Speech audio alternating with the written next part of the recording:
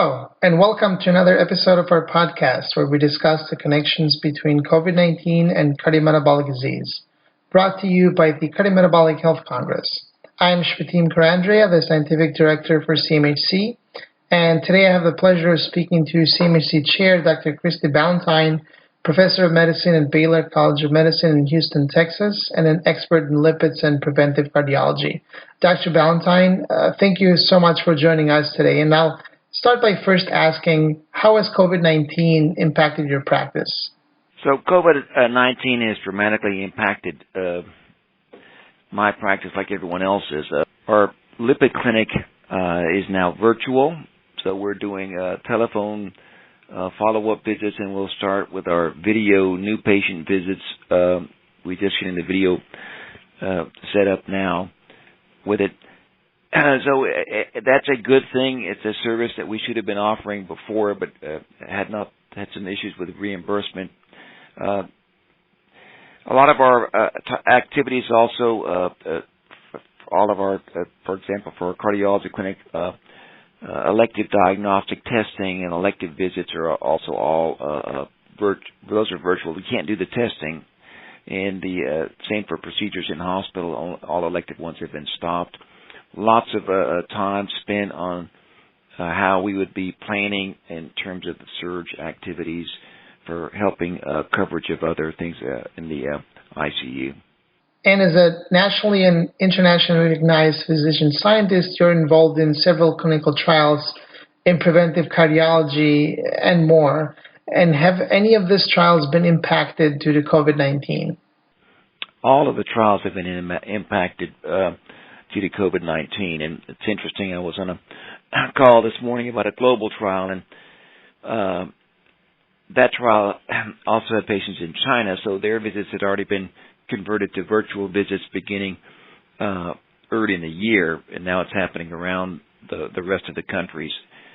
So there's basically more virtual visits. It's a delayed startup of a number of trials and altered closeout with it. So it's making an impact in all the clinical research, the epidemiological research also. So it's everyone's trying to do as much as it can be done virtually, and we'll just have to see how things play out. Recently, some interesting results have been published on the connection between cardiovascular disease and COVID-19, particularly on cardiac injury in COVID-19 patients and troponin. So should troponins be checked in all patients admitted with COVID-19? So the issue of the troponin elevations, I think, is a very interesting one.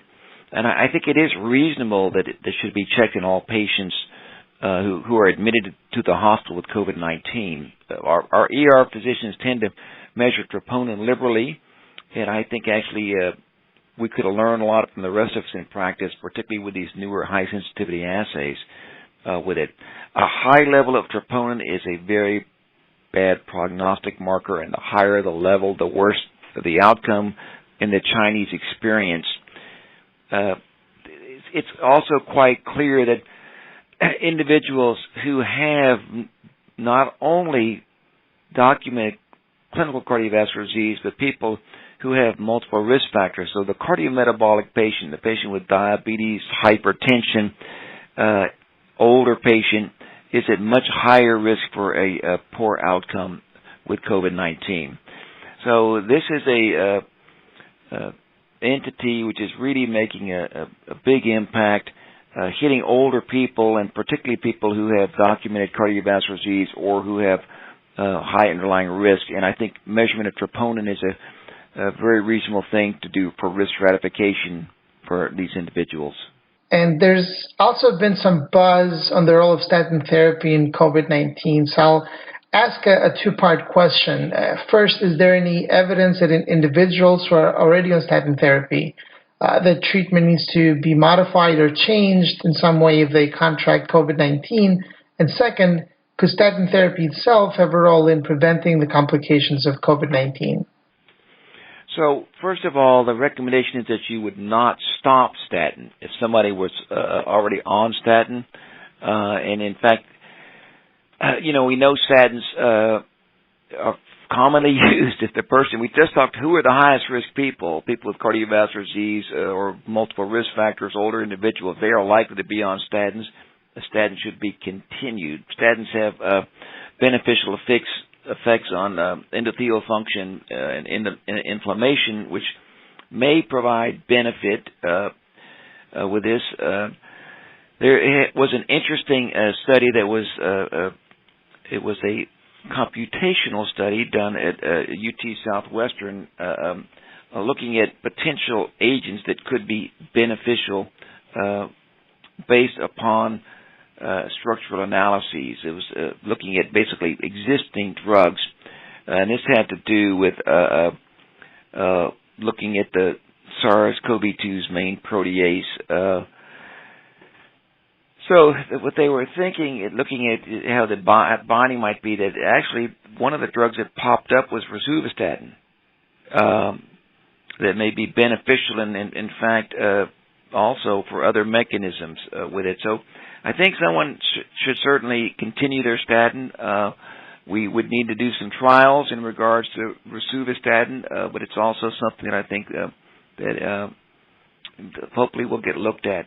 And lastly, what advice would you give to fellow cardiologists about COVID-19? Well, I think that cardiologists are going to continue to play a very important role. This is not just a ARDS problem. There's lots of people having cardiovascular complications.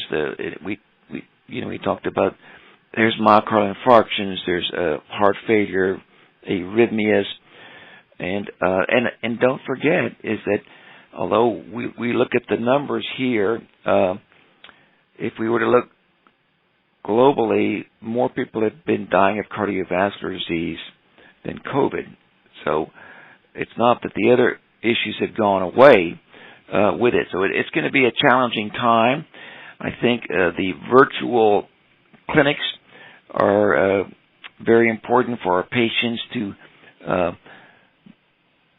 be able to manage them without having them come into the office. And then there's the role of the cardiologist as a potential intensivist that is already happening in some places like New York City, but may be expanding in obviously numerous cities throughout the country. We're making plans, and I'm sure most of the communities in the United States are also looking at what will happen if the ICUs get overloaded. Thank you so much, Dr. Ballantyne, for your input and expertise, and thanks to all of you for listening. If you have any questions about COVID-19 and cardiometabolic disease that you would like for us to discuss in future episodes, we would love to hear from you. You can email us at info@cardiometabolichealth.org or through social media via Facebook at Cardiometabolic Health or via Twitter and Instagram at CMHC_CME. Thank you, and until next time.